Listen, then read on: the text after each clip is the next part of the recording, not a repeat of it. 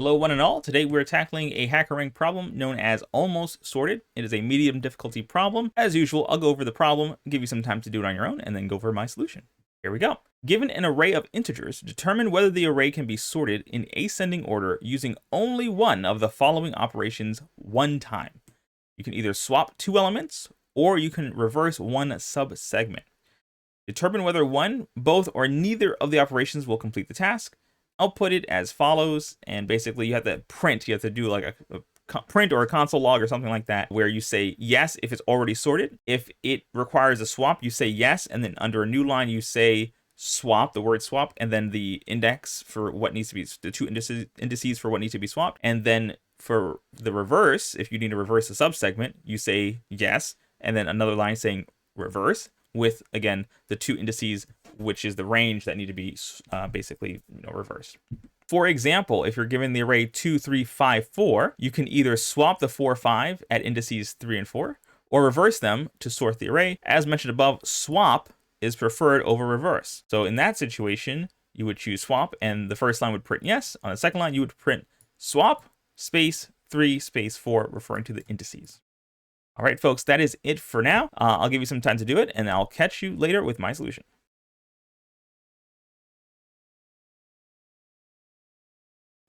I know this thing looks like a hot mess. I will hopefully break it down in such a way that it makes sense. First, I'm going to create an array to store all of the out-of-place indices. I'll give it an example real quick here. So, for example, if I have this array here of values, I have the 5, 4, 3, and 2 as out of place. You'll notice that the 1 is fine. This 5 looks to the left and says, oh, it's a 1, it's less than me. That's proper. That means it's sorted. But if you go to the right, the 4 is less than it should be, and so the 5 is going to be flagged as out of place. Same with the 4, 3, and 2, because they're basically in reverse order, so that's why there's a problem with all these. The 6 is fine because the 2 to the left of it is properly less than itself, so there's nothing wrong with that. I'm going to then loop through each element and store the index for all of those values that are out of place. If there are no indices out of place, and we can just print yes and return and be done. If there are more than 2 out of place and all of those indices are incrementing by 1, that basically means that they're also like right next to each other. It's possible that this is a situation where we want to reverse. We would just check that the values are ordered in reverse. So we need to do like another loop, just go basically backwards or forwards, just have the logic so that we know that there are no out of place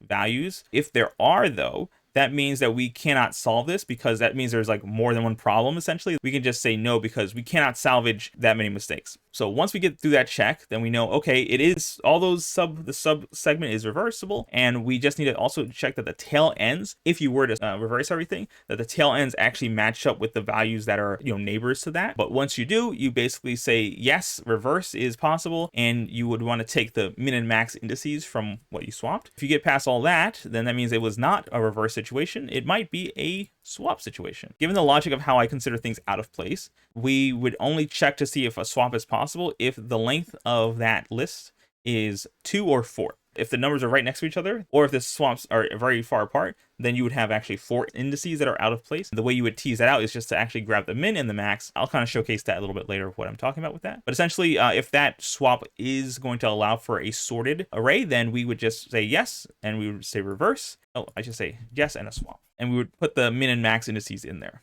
Anything else, we'll just say no.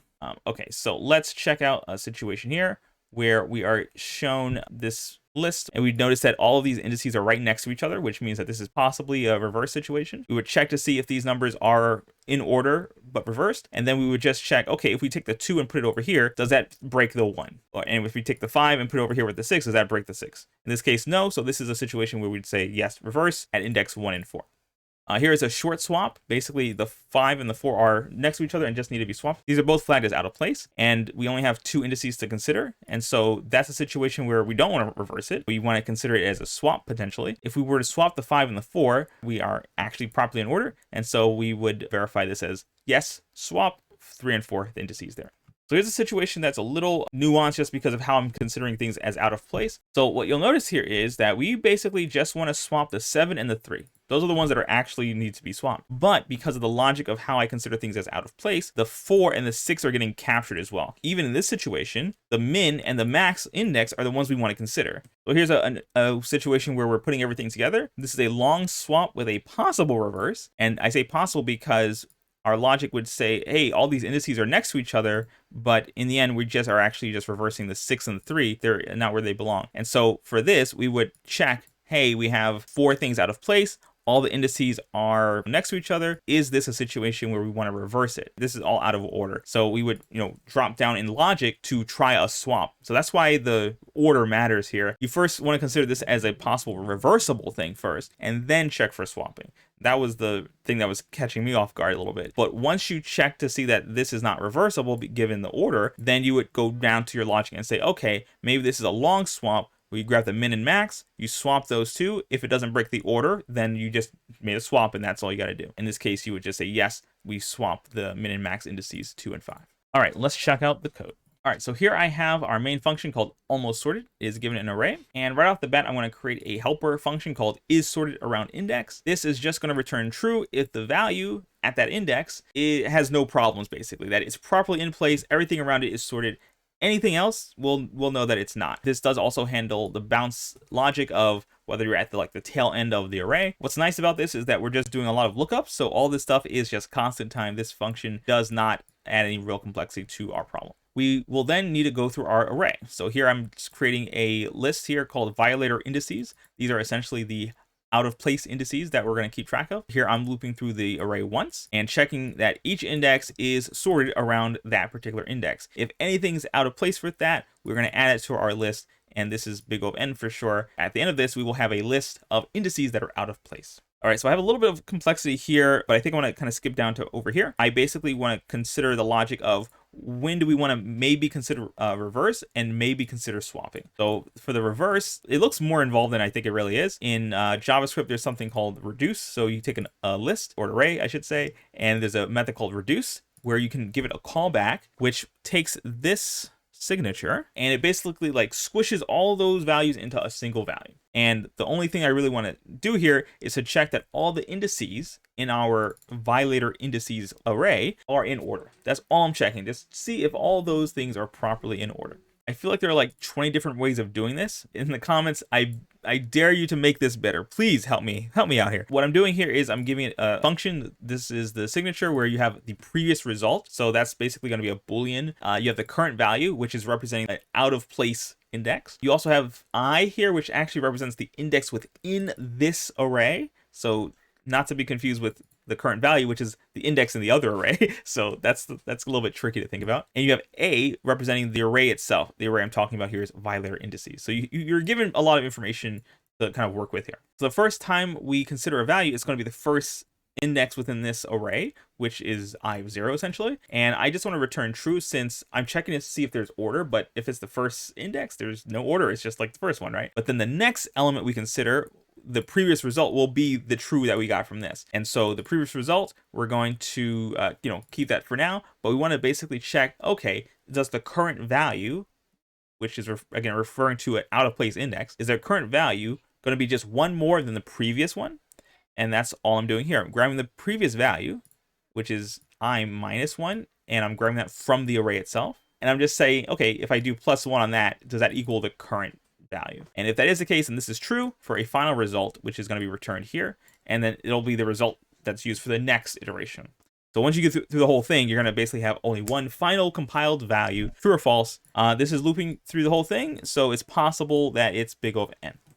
My maybe swap is a little easier. Basically, given the logic of what out of place is, we know that swaps only occur when the index is 2 or when it's 4. If there are no violations, also known as the length being 0, then we can just console log yes and return and we're done. Once we get past that, we want to consider maybe reversing. Now we're told from the problem that we only really care about reversals that are greater than 2. So I'm going to have a little extra logic here to make sure that we only consider violations that have length more than 2. Once we do, we need to grab the smaller index, which is just the first value in the array.